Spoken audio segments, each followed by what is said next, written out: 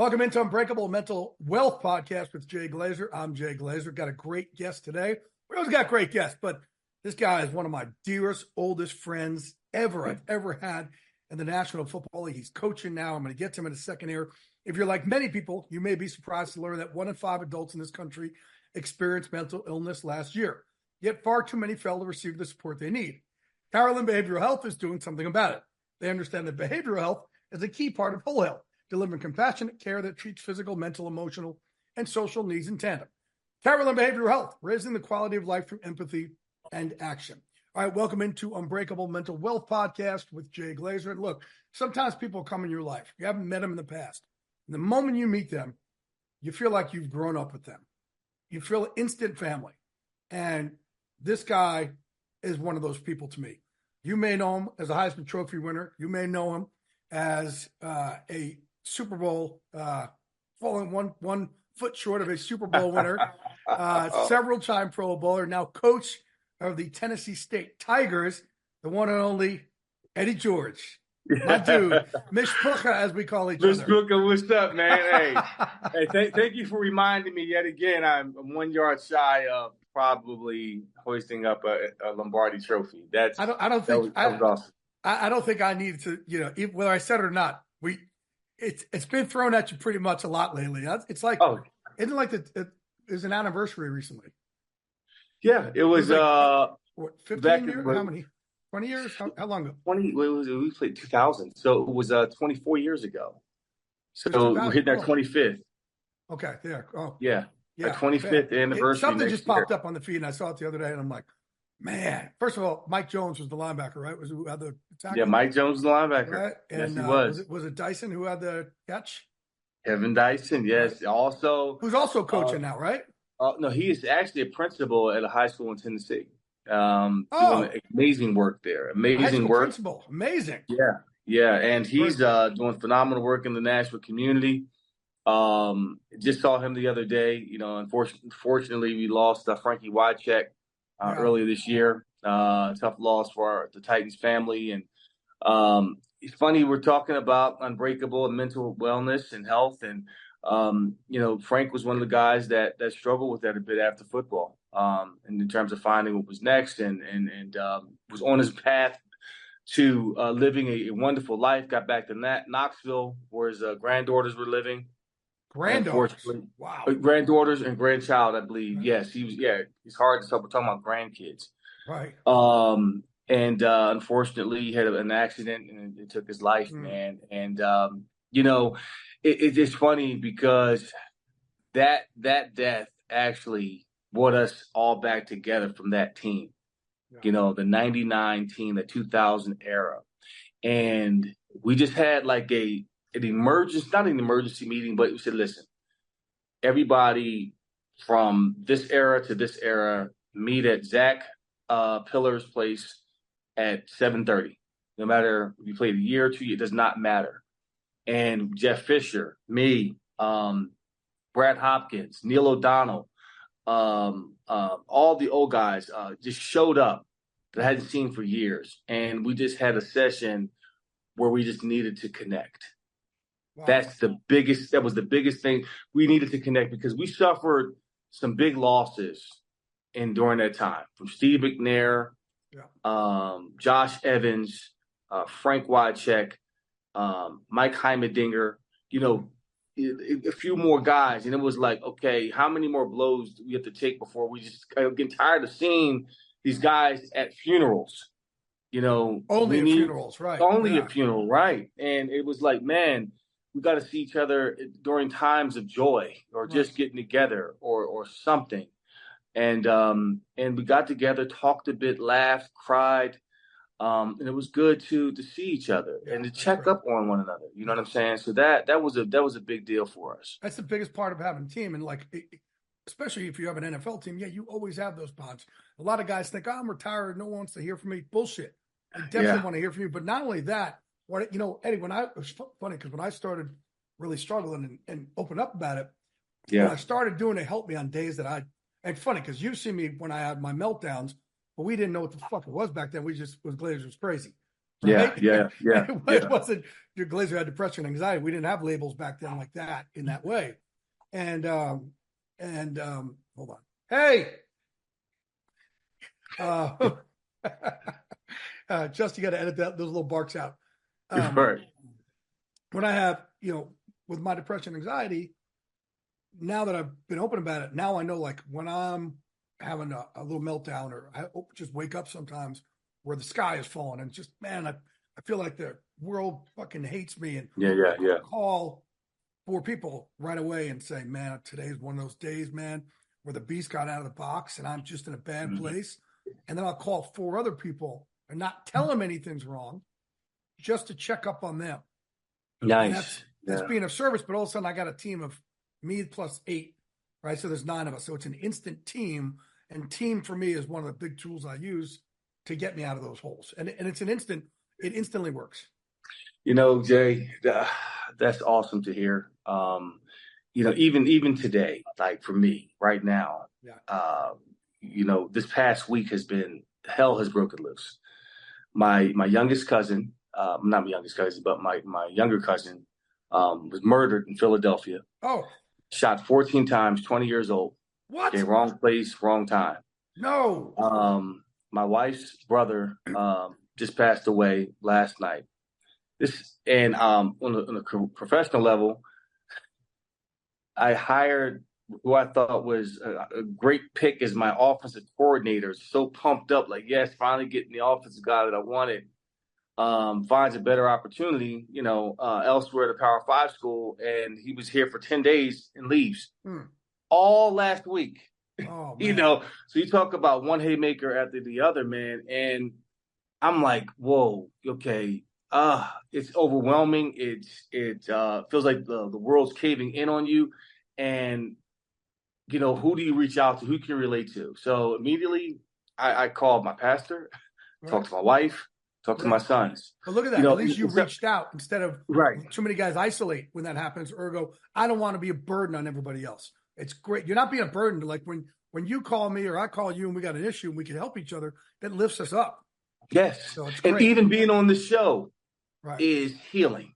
Thank you, buddy. You know what I mean? I could have easily called to Jay, you know what? I got a lot going on. I'm dealing with X, Y, and Z. And I understood. But you need a show like this to demonstrate, like, hey, I'm vulnerable right now, and this is healing for my soul, to connect with you, to share, like, hey, man, things aren't great, but just hearing, like, hey, you know what, you're going to get through it. You've been through it before. It's life's full of ups and downs, it's highs and lows, peaks and valleys, and what you learn from it is growth opportunities each and every time. You battle back. You connect, you commit, you care. You know what I'm saying? And that's what I teach to my team. Being a head coach, you talk about, you're just not, walking around with a whistle, saying, hey, blow the whistle and, telling the guy to do a drill over and do it right again.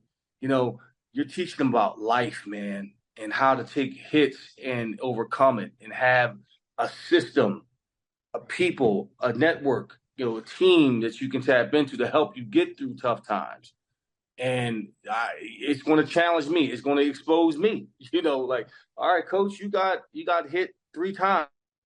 You fumbled 3 times. How are you going to respond? So I have to respond in a responsible way. And mental toughness is not just about saying, hey, I can take on the weight of the world. Mental toughness is just saying, hey, I need help. Right. I'm drowning here. Right. Who can I reach out to? I'm struggling today. And being okay with that. You know what I'm saying? I love that. First of all, man, I got your back. So 24/7. Yeah.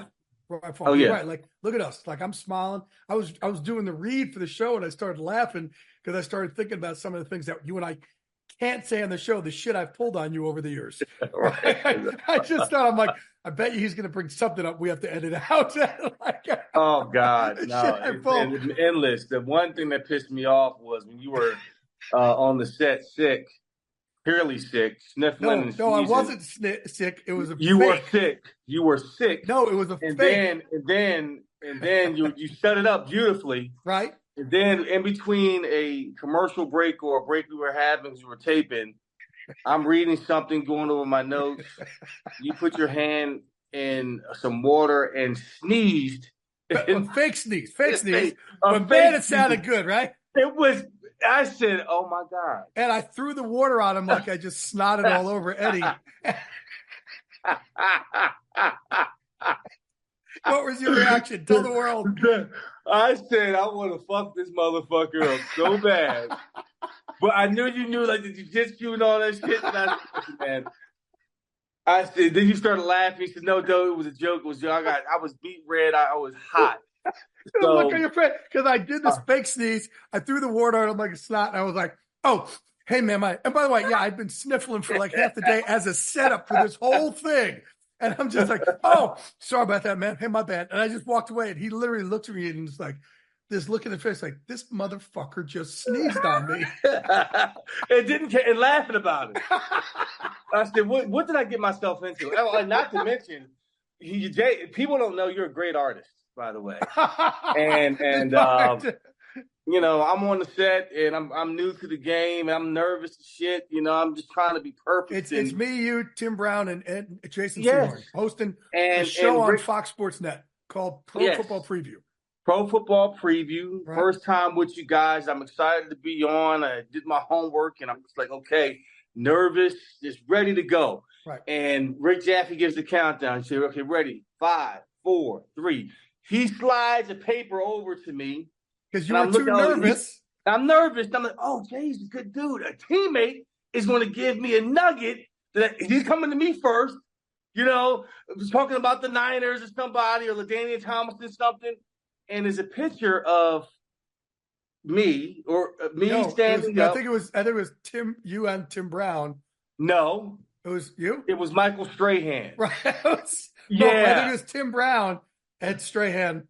Yeah, in a yes, in a situation that one bent and the other one over. Oh my God! I'm like, that was his first second on national TV. Welcome to Pro Football Preview. Jay Glazer, Eddie George, Tim Brown, Jason Jaron, Eddie. Welcome aboard. And I had to loosen you up, man. Did it do its job? It did, man. Those were great times, man. Laughter is great. So much, it is. Right. Now that we're on the laughter part too. Eddie has one of the saddest, funniest stories in the history of any award ever. How in the world would happen when you won the Heisman Trophy and tried to go through TSA with it? Okay. This is unbelievable, people. This is unbelievable. In 1995, you know, the world was still safe and wait, stop rocking back and forth. You're making me nauseous. Okay, I'm sorry about that. Well, I'm thinking about, you know, that incident. We won the Heisman and I was so excited. You know, we did the whole thing with the tours going to CBS and the Rockefeller Center and going to Wall Street, ringing the bell. And, you know, and I wanted the world to know, like, I'm the Heisman Trophy winner. They said, well, you can elect to have it shipped to you or you can take it home with you. They said most of the Heisman Trophy winners, they take it back with you. So I said, great. You know, I'll be glad to take it back with me. So we go to LaGuardia to board our flight going back to Columbus, Ohio. And we go check our bags in. You're holding the trophy proudly? I'm holding the trophy proudly by both the legs. One leg here because you have the Heisman. You got the two legs. I'm holding it here. It's about 25 pounds now. It's pretty heavy. So I go to the security guy, and I'm like, okay, how are we going to do this? I see that by the dimensions of the X-ray machine, it's not going to fit.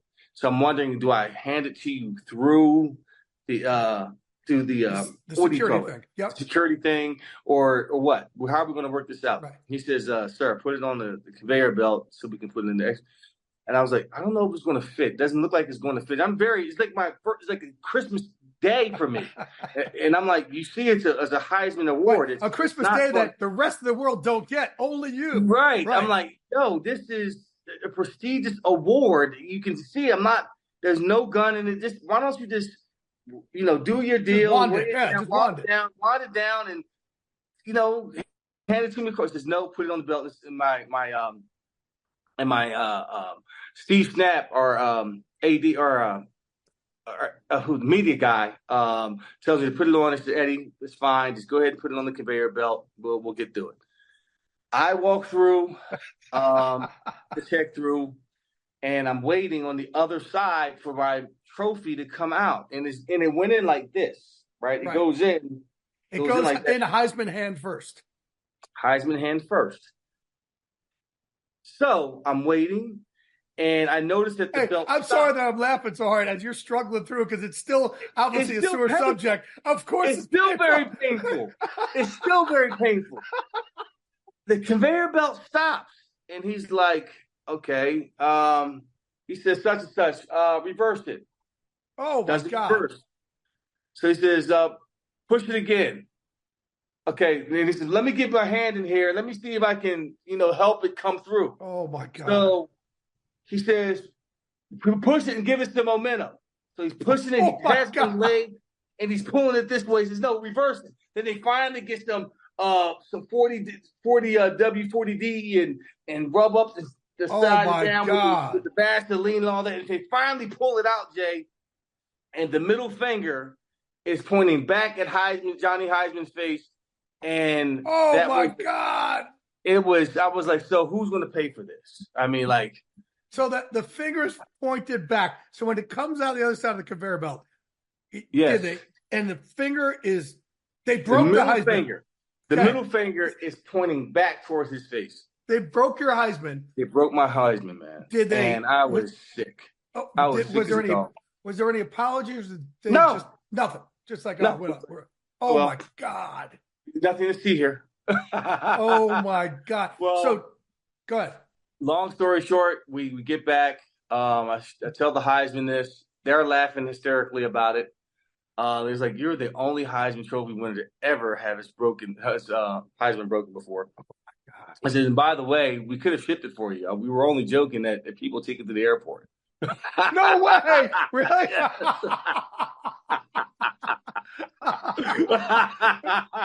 No. Did they ship you a new one?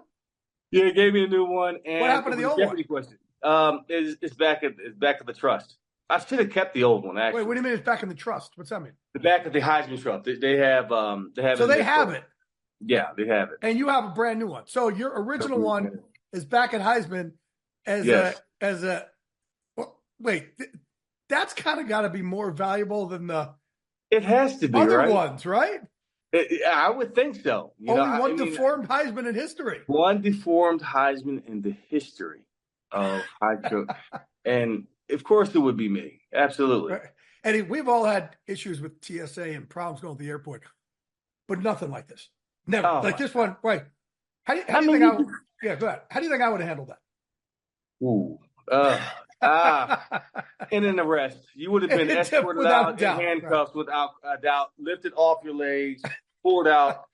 No question at all. There wouldn't at least 10 years, no doubt. At least 10. At least 10 years.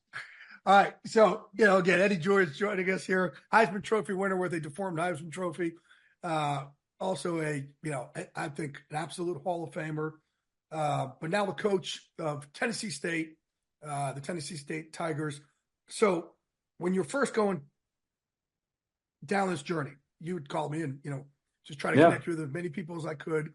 And at first you were like, I don't know. And, because there's other things you're doing. Eddie is incredibly successful. While he was on our show, he was going to Kellogg Business School, right? And at the same time also, you were up for, did you play the Broadway play? Chicago, but weren't you up for the lead of Hamilton? I actually auditioned for it and failed miserably, but yeah. But okay, yes, right? So Eddie's just, my point is, there's nothing he can't do. And yet the threat of, or the fear of, hey, how am I going to take a whole program that's not funded and turn these guys into a winner? And I know you really wanted to mold the next generation. Yeah. Tell me what's been the biggest successes, the hardest problems, the biggest challenges. Ooh, man. I know that's a long ass question that is, man. But let's start with this. What's some of the things that you've done that you're like, hey, you know what? I did this where most other coaches wouldn't. I learned it from my playing days. Like, you're a champion. You're different than the rest of the world. Mm-hmm. I've used this, and it's actually equated to these kids. I tell you what, the best thing that I've done up to date is to paint a vision for these young men. Some of these kids don't know what vision looks like or what focus is. You know, they all say, I want to go to the league. What does that mean? You want to go to, do you know what it takes to go to the league? Right, I mean, right. It's a lot that goes into that. What does that really mean? You know, a lot of you have league dreams, but backyard work ethic. Love that. Wow. There is a big difference. There's dedication. There's a focus every time. There's an intention. The moment that you wake up, you know exactly what your intention is for that day. Schoolwork, I'm going to go get my body worked on. I'm going to work on X, Y, and Z. I'm going to do my film study. And it is timed, not one day, every single day. There is a difference. It's a lifestyle. So I've approached it, Jay, where I've taken all my experiences from playing ball to being on Broadway to being a wealth manager, finance, whatever that, and creating an environment to thrive as a lifestyle. And it's not just a program. It's something that you have to live. You have to breathe. And not very many people are going to get it. So what we do every year, I started this last year, in order to get into the room for our first day of camp, you know, in the summer, in order just to get into the team room, you have to present your legacy plan.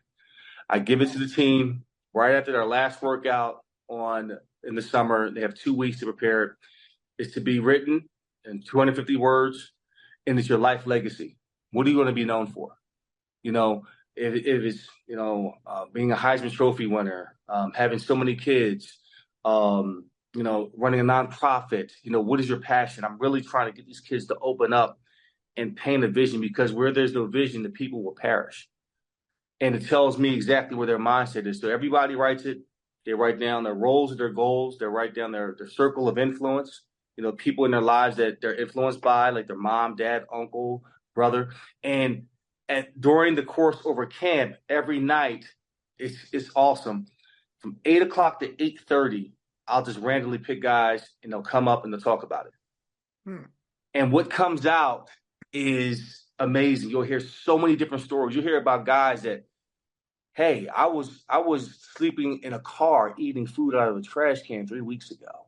Wow. I was homeless. Wow. So this opportunity means a lot to me. And you're hearing various stories. So you have a chance to understand somebody's background, and you're connecting. You're really connecting. You're fighting for something larger than yourself. And again, we can talk about X's and O's and having a spread offense and all, but if you don't have true connectivity, if you're not willing to die or fight for that brother next to you, then we're not talking about anything.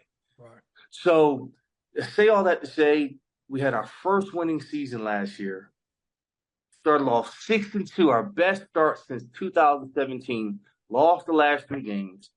On the cusp of being a playoff team. And I know it's because of the time we spent getting to know each other, becoming a team. Right. And that to me was everything. Learning how to set goals, learning how to paint a vision, learning how to speak in front of people and express yourself, being vulnerable.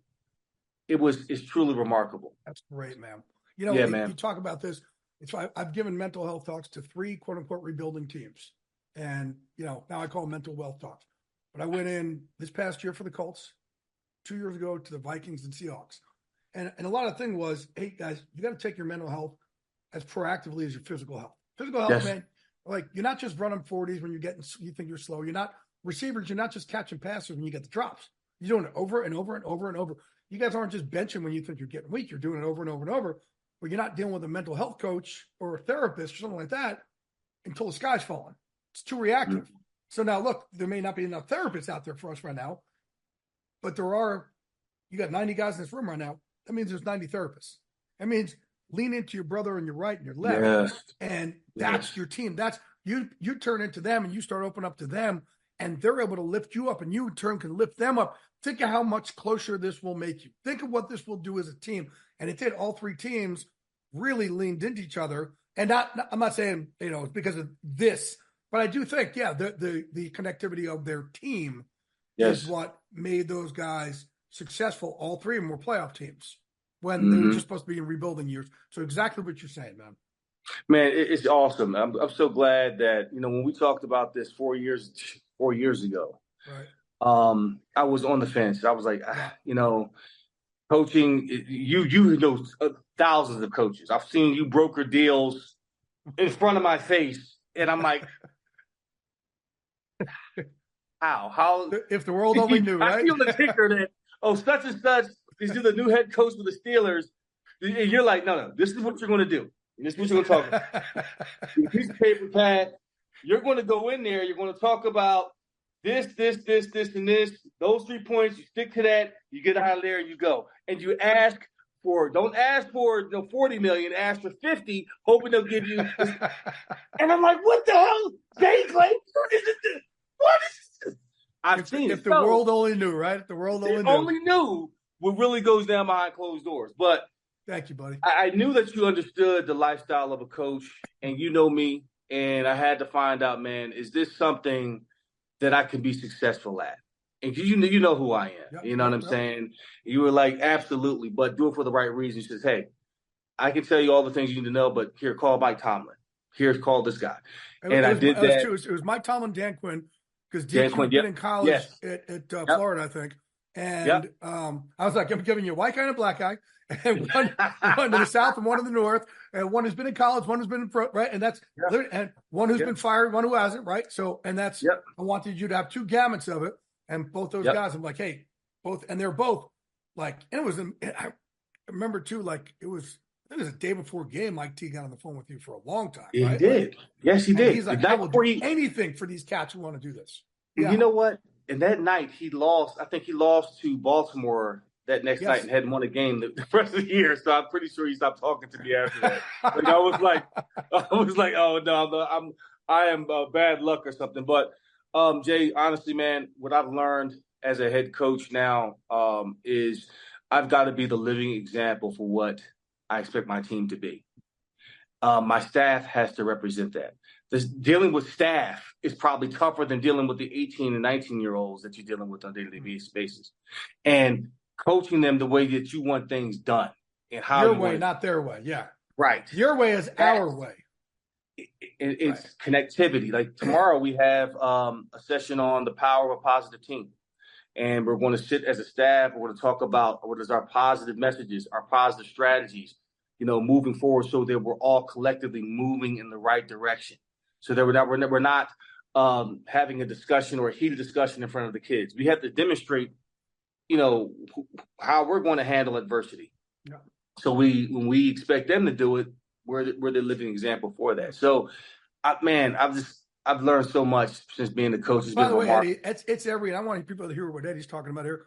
It's every startup goes through this. Every business goes through this. Yeah. It's, and he's talking about staff, and you got to get staff to see your vision in a way where they're bought in, not like, oh, I'm doing this because he wants me to do it, or, oh, I've got to do it but so many guys also, they splinter off because they think they built a better mousetrap. And that's where you get in trouble, right? Hey, build a better mousetrap, then go somewhere else and build your mousetrap. Right now, this mousetrap we're working with. And that's a really hard thing for all business owners to go through. And just for business owners who are hearing this, we all go through it. Teams go through it. Business owners, I've had a few businesses, we all go through it. Yeah, man. So it's been great, man. So now I'm in the process of finding a new offensive coordinator. Is that tough? Man, the story about the kid who was homeless, that's unbelievable. When things like that happen, do you allow yourself, because I know the life of a coach is so hectic and so crazy. Do you allow yourself at any points to sit there and be like, wow, we changed this kid's life in that way? And like, let it fill your soul up, or it's just, are you on autopilot because you're working so hard? No, I take it in.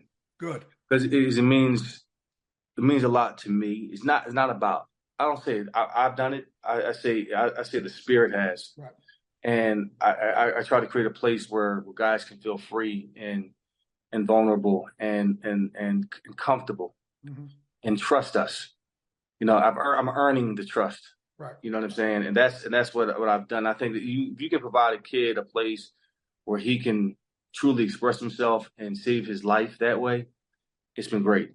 So I take it all in. There's one other kid I'm thinking of too, who he's a problem child. Every coach has a problem child, but he loves the shit out of them.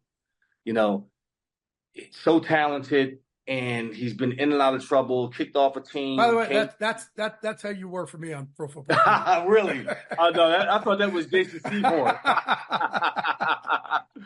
But long story short, man, he made a mistake in school, and he missed all of last year. A lot of scouts came in inquiring about this guy, and I had to tell him the God honest truth that, hey, he made some poor choices, and he may not be here for the rest of his time here. Long story short, he finds a way to get back in the graces of the school.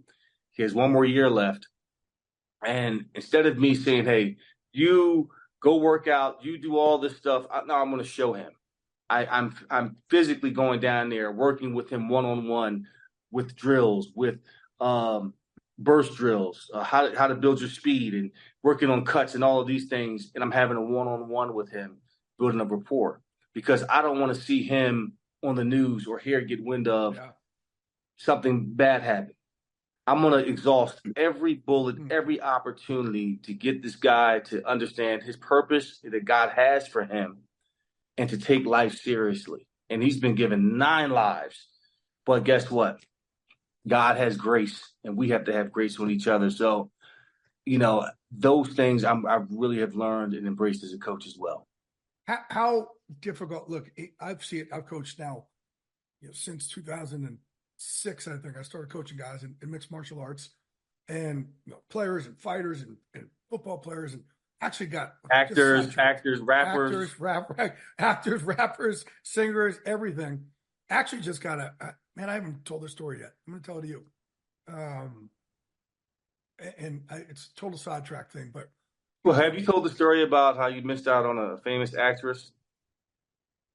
Hey, what are you talking about? Oh my God! Yeah, I blew her phone number in my. God! I blew my nose in. I don't think we can say who it is. I blew my nose in the napkin that she gave it to me. I was with you and Michael Irvin, and she was like, "Oh, who's your friend?" And you're like, "Oh, it's Jay Glazer." And we're not going to say who it is, but it's a really high-profile actress. She gave me her phone number, and I was like, "Oh my God!" And you guys are looking at me like, "You got to be shitting me." I'm like, "That's what I do." And I came in the next day like, "Oh my God, like the sky is falling." I'm like, "Dude, I need some help. I need a girl's number." And Eddie goes, "What happened?" I said, I blew my nose in the napkin that she wrote her number in.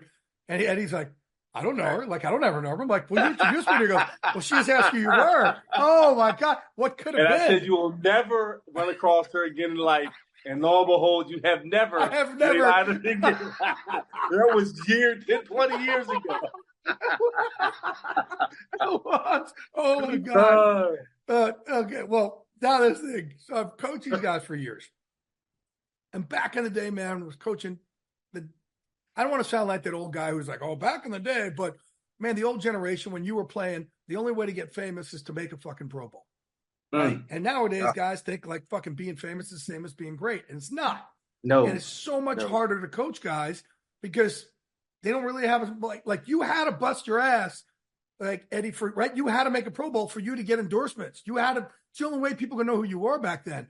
And nowadays, everyone's famous because social media. So guys just don't fucking train. Now, when guys do, like that's why we trained guys like Andrew Whitworth for like fucking guy played till he's 105. Lane Johnson, we got in the second year. He's playing with torn groin in the Super Bowl. Trent Williams, we didn't train Trent, but a guy like Trent could go on forever. These guys who have that work ethic could play forever and ever and ever and ever. Yeah. Because they have that old school work ethic. So how have you been able to handle that? I've struggled with it, to be honest with you. And it's a little different for me because I'm putting my hands on these guys and they're putting their hands on me. Right. Mm-hmm. So it's like, hey man, do I want to let these guys, I've had 12 ruptures in my fucking back. Do I want a 13th for guys who just don't want to be fucking great? Right. And that's what I said. It goes back to, having a backyard work ethic.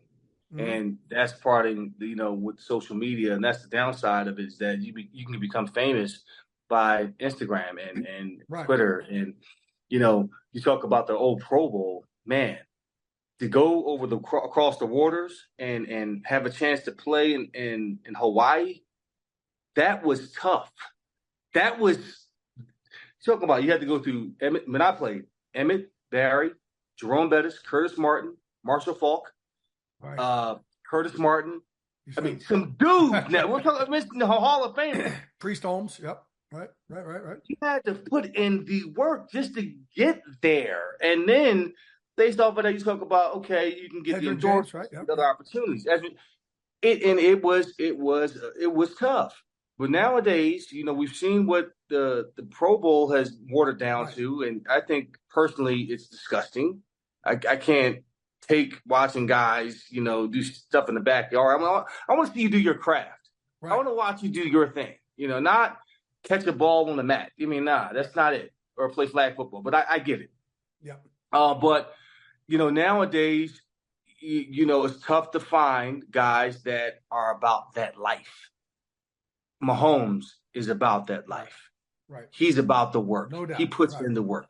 You can tell the Nick Bosa's of the world. Yes. Right. Yeah, yes. Absolutely. Yeah. You can see it because they put in the time. They want to be great. They want to be known. They want to leave a legacy. Where guys sometimes is about the lifestyle that it provides. And they want the women, they want the cars, they want the money, and it's fleeting and it flashes before your eye. But it is tough, and that's why everything I do preaches mental and physical and spiritual toughness. Yeah. Who was the hardest worker you'd ever been around when you played? Work-wise, beside me, I'll say college-wise, Sean Springs. Sean was awesome to work with. Joey Galloway. My toughest opponent, without question, is Ray Lewis. Right. Without a doubt. Because Ray... People think he got in your head. Did he get in your head? Oh, of course. Of course. It's it. Hell, you think when you play against those teams, it's a different preparation. You have to spiritually get prepared for what it is. And understanding that you could get hurt, on a Guardian, you could leave on a Gator during those games. And it was more of it was definitely the physical, but the mental, just knowing play to play. You might get on one play, but then when you think you have one of the rules, bam, right back, gets a fumble or a big hit or something, a momentum-changing play that changes the course of the entire game. And he had everybody believing. He had a whole city believing in it. He changed what Baltimore is now. Ray Lewis is the big reason for where they are now, and it's continued. So, without question, my absolute toughest competitor. But so much love and respect for him because we had our wars. Definitely had our battles. So you bring up Sean Springs, you bring up college. So, I grew up in Jersey Shore, and we didn't have college football back then because Rutgers wasn't doing anything back then. And then moved to New York City in 1989. So I'd never been to a college football game in my life. Until Eddie George said, "You've never been to a college football game? Well, I'm taking you to Ohio State. That's going to be, but how do I ever go to a game? Because I got to be in, 5:00 on Sundays, So I don't remember how we pulled this off, but number 1, Ohio State versus number 2, Michigan. We're playing that year. And Eddie George took me to my first ever college game there at the Horseshoe, 1 versus 2. And on the sidelines. On the sidelines. And first of all, I'm very grateful. Who was the head coach at the time? Jim Tressel. Jim Tressel, right? And he had you give an impromptu speech. He called me Scoopage. I was like, oh, that's pretty cool. But the highlight of that game for me, by far, Eddie, this is a great moment in my life. Is Eddie's pass comes off in the wind, and some fucking cop or like a fake cop walks over and says, "Excuse me, you have a pass?" And Eddie's like, "Yeah, whatever," and starts laughing. And not only that, this is the day where they have all their recruits there. And this guy goes to lead Eddie George off the field and wants him out of the stadium because he has no fucking credential on. And me being the friend I am, I think the law should be upheld the way it should be upheld. And I'm like, oh, absolutely. Rules are rules. And you're like, you got to be fucking kidding me. And finally, this police officer sees like this big to-do on the sideline, a real police officer, and walks over and says to the security guy, what are you doing? He goes, this guy doesn't have a pass.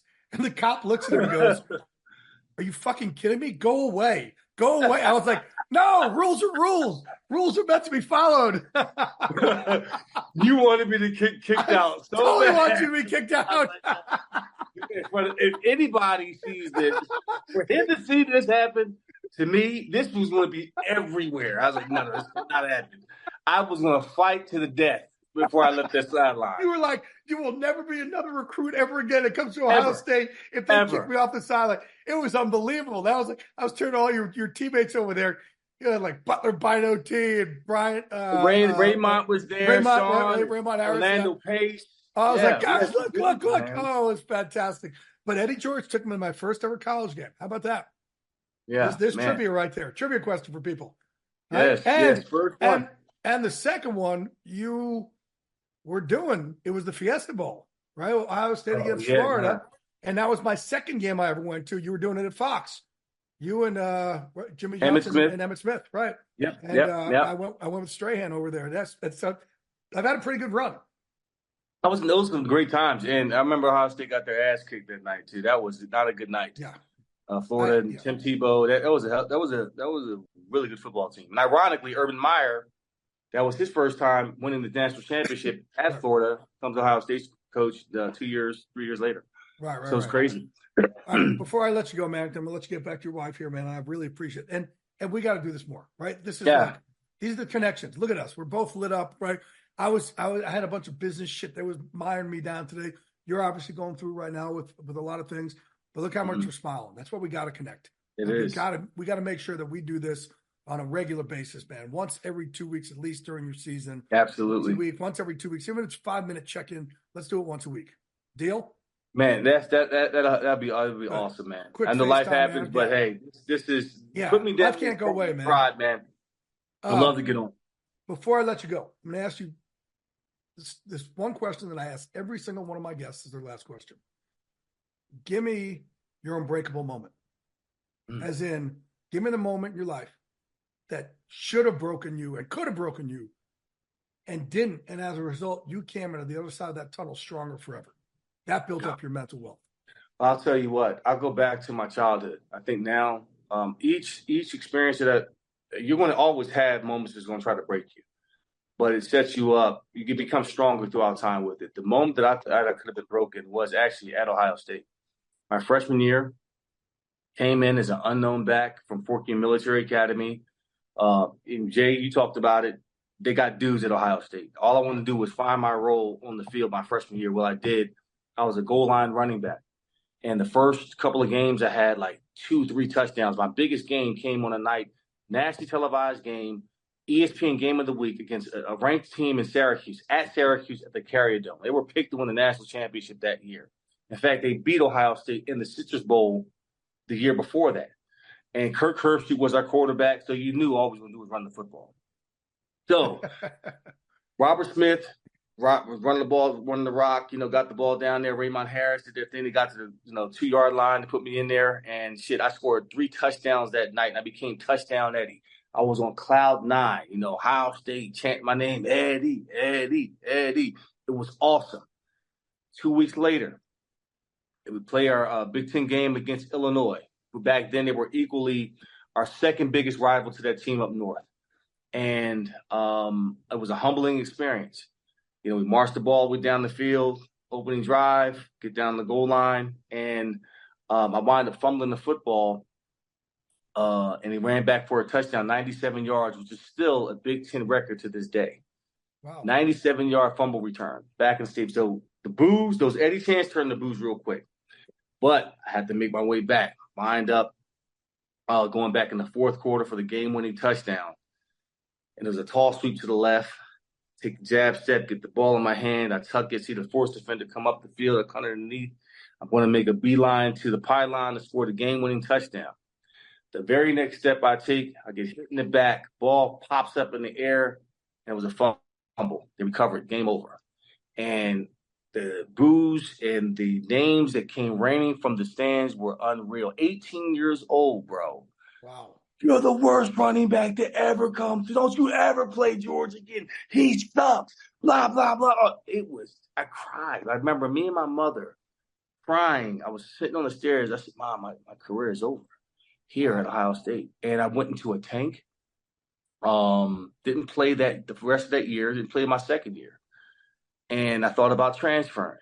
And you talk about, mentally, getting through some stuff at Ohio State. Right. And being lost, even you're walking around the campus, probably thinking everybody's looking at you, talking about you. Yeah, and they were. Yeah. They were. Teammates hold coming underneath, as I'm walking with my tray of food, like, don't fumble your food, Eddie. Don't fumble the jokes over 2 years.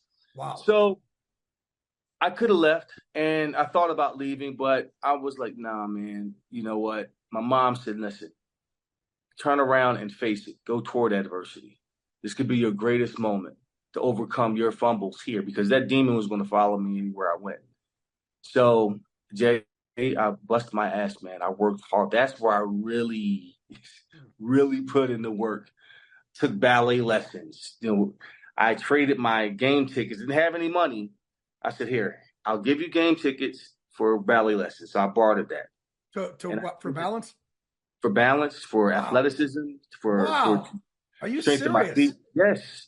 You traded game tickets for ballet lessons? Yes, didn't have any money. That's some expensive ass ballet lessons. it was.